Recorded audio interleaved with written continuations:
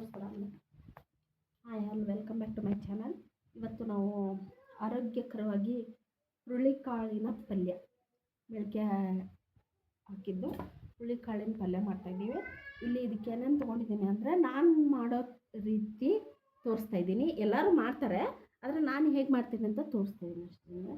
ಇಲ್ಲಿ ನಾನು ಒಂದು ಈರುಳ್ಳಿ ಹೆಚ್ಚಿಟ್ಕೊಂಡಿದ್ದೀನಿ, ಹಾಗೆ ಒಂದು 3 ಮೆಣಸಿನ್ಕಾಯಿ, ಸ್ವಲ್ಪ ಕರಿಬೇವು ಒಗ್ಗರಣೆಗೆ, ಹಾಗೆ ಕಾಯಿ ತುರಿ ಚೆನ್ನಾಗಿರುತ್ತೆ ಟೇಸ್ಟ್ ಹಾಕಿದ್ರೆ. ಹಾಗೆ ಸ್ವಲ್ಪ ಹುಚ್ಚಳ ಪುಡಿ, ಇದನ್ನ ನಮ್ಮ ಕಡೆ ಗುರೋಳ್ ಪುಡಿ ಅಂತಾರೆ, ಇದನ್ನ ಹುಚ್ಚಳ ಪುಡಿ, ಒಗ್ಗರಣೆಗೆ ಜೀರಿಗೆ, ಅರಿಶಿನ ಮತ್ತು ಸಾಸು ಇಷ್ಟು ತೊಗೊಂಡಿದ್ದೀನಿ. ಈಗ ಇದನ್ನ ಹೇಗೆ ಮಾಡೋದು ಅಂತ ವಿಧಾನ ತೋರಿಸ್ತೀನಿ. ಹಾಗೆ ಮಾಡೋಕ್ಕೆ ಎಣ್ಣೆ,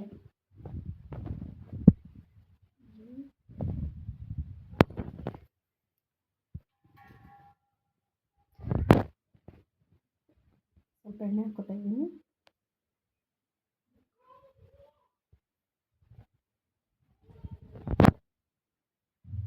ಇದು ಎಣ್ಣೆ ಬಾಟ್ಲನ್ನ ನಾನು ಆನ್ಲೈನಲ್ಲಿ ತರಿಸ್ಕೊಂಡಿದ್ದೀನಿ. ಇದು ಚೆನ್ನಾಗಿ ಬಂದಿದೆ. ಆಲ್ರೆಡಿ 1 ಇಯರ್ ಮೇಲೆ ಆಯಿತು, 1.5 ಇಯರ್ ಆಯಿತು. ಆದರೆ ಎಲ್ಲ ಎತ್ತಿಟ್ಬಿಟ್ಟಿದೆ, ಇವಾಗ ಯೂಸ್ ಮಾಡ್ತಾಯಿದ್ದೀನಿ ಅಷ್ಟೇ. ಇದು ಸಹ ಆನ್ಲೈನಲ್ಲೇ ತರಿಸಿದ್ದು.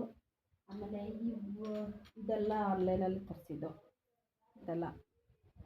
ಇದರದೆಲ್ಲ ಲಿಂಕು ಸಿಕ್ಕರೆ ನಾನು ಹಾಕ್ತೀನಿ. ಈಗ ಎಣ್ಣೆ ಕಾದಿದೆ, ಸ್ವಲ್ಪ ಜೀರಿಗೆ ಹಾಕೋಣ.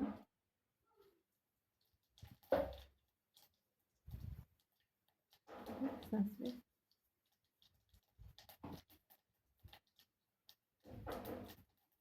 ಕರಿಬೇವು,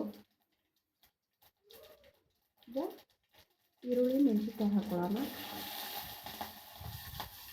ಇದು ಹೈ ಪ್ರೋಟೀನ್ ಇರುತ್ತೆ. ಇದು ಕಾಳು ತುಂಬ ಅಂದರೆ ತುಂಬ ದೇಹಕ್ಕೆ ಒಳ್ಳೆಯದು. ಇದು ಹುರುಳಿಕಾಳು ಸಾರು ಮುದ್ದೆ ಅಂತೂ ಮಸ್ತ್ ಕಾಂಬಿನೇಷನು. ಆ ಸಾರು ರೆಸಿಪಿನೂ ನಾನು ಶೇರ್ ಮಾಡ್ತೀನಿ ಸದ್ಯದಲ್ಲೇ.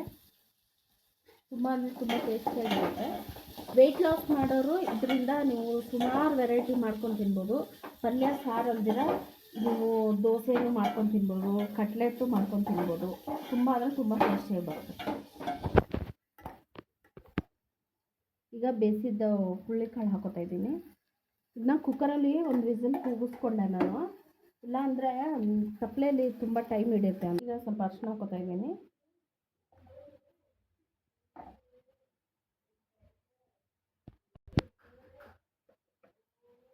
ಸ್ವಲ್ಪ ಖಾರದ ಪುಡಿ, ಅದು ಮೆಣಸಿನ್ಕಾಯಿ ಸ್ವಲ್ಪ ಖಾರ ಇಲ್ಲ ಅದಕ್ಕೆ. ಈಗ ರುಚಿಗೆ ಎಷ್ಟು ಬೇಕೋ ಅಷ್ಟು ಉಪ್ಪು ಹಾಕೋತಾ ಇದ್ದೀನಿ.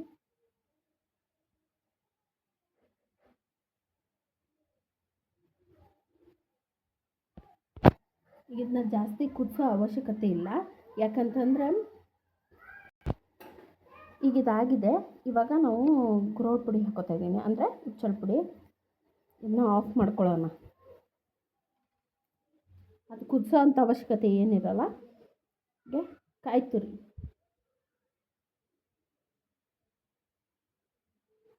ಹಾಕ್ಕೊಂಡು ಮಿಕ್ಸ್ ಮಾಡ್ಕೊಳ್ಳೋಣ.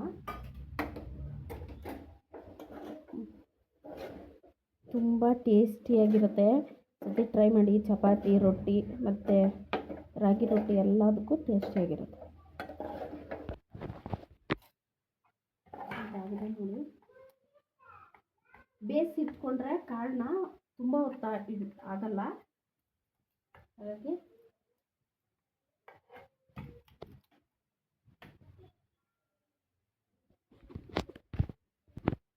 ಈ ಪಲ್ಯ ರೊಟ್ಟಿ ಇರುತ್ತಲ್ಲ, ಖಡಕ್ ರೊಟ್ಟಿ, ಅದಕ್ಕೆಲ್ಲ ಮಸ್ತ್ ಕಾಂಬಿನೇಷನು.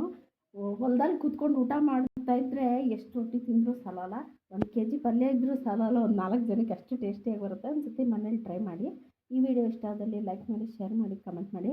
ಹಾಗೆ ಸಬ್ಸ್ಕ್ರೈಬ್ ಮಾಡ್ಕೊಳ್ಳೋದು ಮಾತ್ರ ಮರಿಬೇಡಿ. Thank you for watching.